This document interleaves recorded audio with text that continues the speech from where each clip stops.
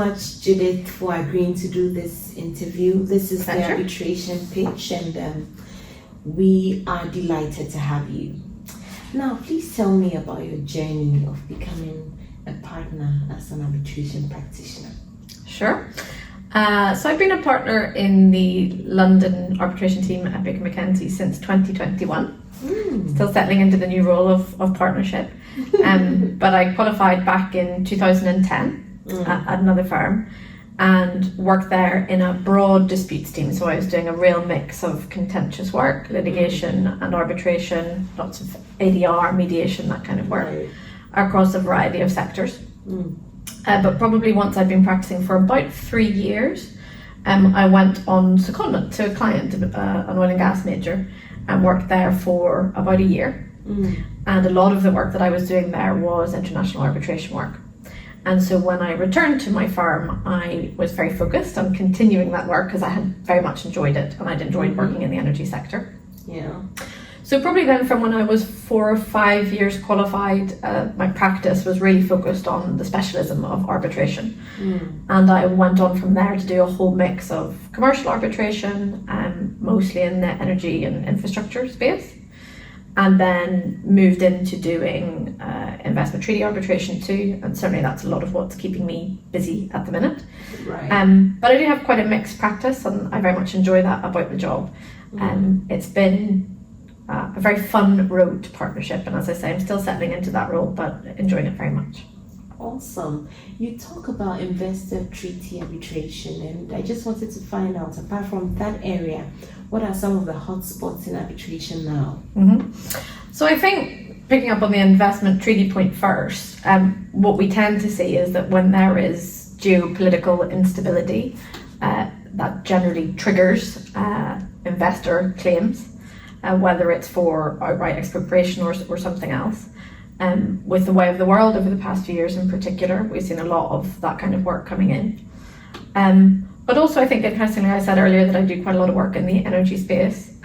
We've continued to see kind of run-of-the-mill commercial disputes in that space, but particularly since kind of COVID and onwards, a lot of advisory work that's then turned into arbitrations around force majeure issues, impossibility of performance, those sorts of things. And then of course impact of sanctions as well on parties' abilities to perform.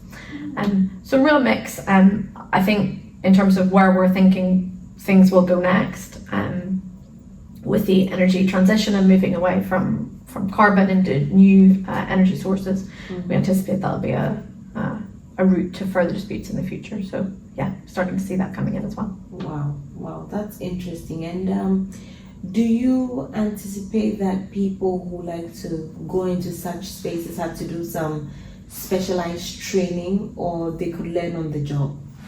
I think a mix of both. And I think if I think of sort of top tips on what I might have told myself this time 10 or 15 years ago, hunger for learning will stand you in really good stead. And the way I look at that is kind of in two areas. One, there's the technical learning around, what international arbitration is and the skill set around that as a practitioner. But then separately finding the things that interest you, whether that's sector-based or particular client-based, and learning what you can, particularly from the private practice perspective, of what the client is facing, what really are the issues that the client is having to deal with day in and day out, what's making them lose sleep.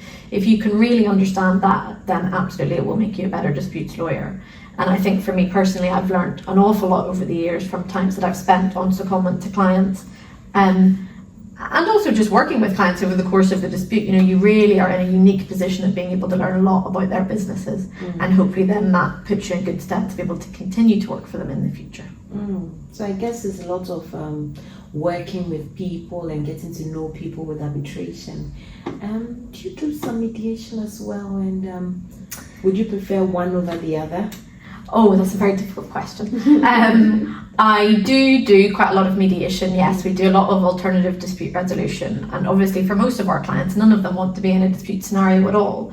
So a lot of what we're doing is really helping with dispute management and trying to find ways through a dispute, which don't necessarily always mean a final trial or hearing in an arbitration context. We've been doing mediation in the UK for a very long time, and so we do have good skill set here. I personally enjoy it a lot because I think it can be very, very, very effective, particularly where the parties to a dispute have an ongoing relationship but need to find a way to be able to continue to work together. In my experience, the dynamic that a mediation creates is more conducive to relationship preservation than perhaps a kind of final and binding decision might be that you get from a litigation or arbitration context. But I think the skill set that practitioners will have as a disputes lawyer in general will lend itself very well to be able to help in a mediation context, because lots of us are kind of negotiating all the time. That's an important skill set. But there are some great courses for people who are particularly interested in developing mediation skills that I would absolutely recommend. I think that's time well spent to find those courses and enroll on them if you can. Right. You are a partner now, and I believe there are people who might have helped you along the journey. Have you had some mentors, and do you also mentor people, and how's that going? Yes, to both. Okay. So let me take who mentored me. Actually, the head of our disputes team at Baker McKenzie in London is a man called Andy Moody, who I have worked with for a very long time, and I'm fortunate to have had as a mentor over the years. I think he really stepped into that kind of sponsor role that you might have heard people speaking about, of supporting me and helping find opportunities, particularly to develop market profile and find those opportunities to link in with clients and build client relationships. I've benefited greatly from that and have made a conscious decision to try to pay that forward. So in terms of the people that I mentor, yes, we have different systems at Baker McKenzie to help us to do that. We have formal coaching relationships that we find work really well to kind of help with performance development and technical skill sets. But we then also have this more informal mentor role that, particularly in the arbitration group, that the partners amongst us do spend time mentoring the junior associates to help them with those things like market profile and working out what events they should attend and where they should perhaps invest their energies. And I think that works very effectively for everyone. I get a lot out of it as a coach and a mentor, and I hope, but don't know, that they find it useful too. Yeah, I'm sure they find it useful. Now, I'm just wondering, what will set a mentee apart for you? Because I'm sure a lot of us have gotten in touch with mentors in the arbitration space, and maybe some might not have been as successful, and they might be wondering what really went wrong with that relationship. How could a mentee position himself or herself to make sure that they have the best out of the mentor-mentee relationship? That is a great question.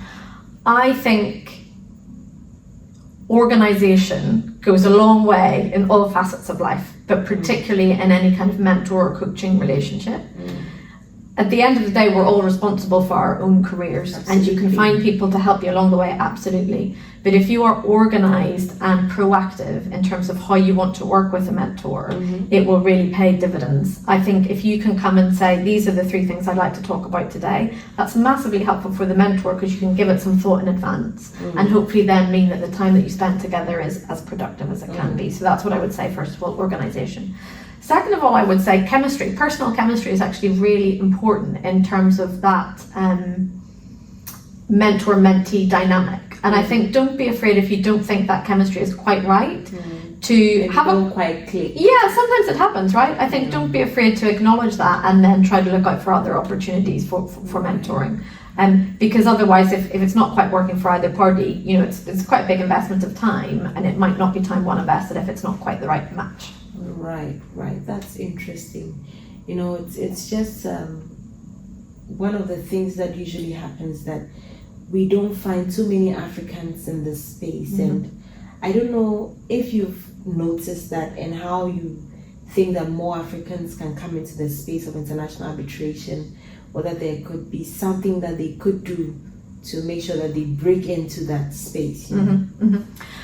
So I've been involved with the Africa Arbitration Academy for a few years, so I've been very fortunate to meet actually quite a large number of African practitioners who are practicing in or keen to break into the world of international arbitration. I think in terms of trying to harness more of the opportunities, knitting into the existing network is really key, because there's a lot there that can be learned in terms of the specialism and in terms of those mentoring relationships that can really help you get more opportunities to meet people that are, you know, doing this for a living. I gained a lot from early participation in various of the young arbitration practitioners networks that exist, whether that's attached to an institution, an arbitral institution like ICC or LCIA here in London, or attached to a regional arbitration centre. I would absolutely say that spending time building those networks locally and internationally is key to improving the likelihood of you getting the opportunities. The other thing I think, coming back to what we were discussing earlier, is in relation to that technical expertise, getting the experience that will stand you in good stead to win the work when the opportunities come along. I've had some really valuable teaching from the Chartered Institute of Arbitrators. I spent some time the year before last getting my fellowship accreditation. Well Thank you. And I find that incredibly useful. And that's, I've been practicing for a long time by now, but I learned a lot from doing that, not least from thinking about it from the arbitrator's perspective and thinking about it from the award writing perspective.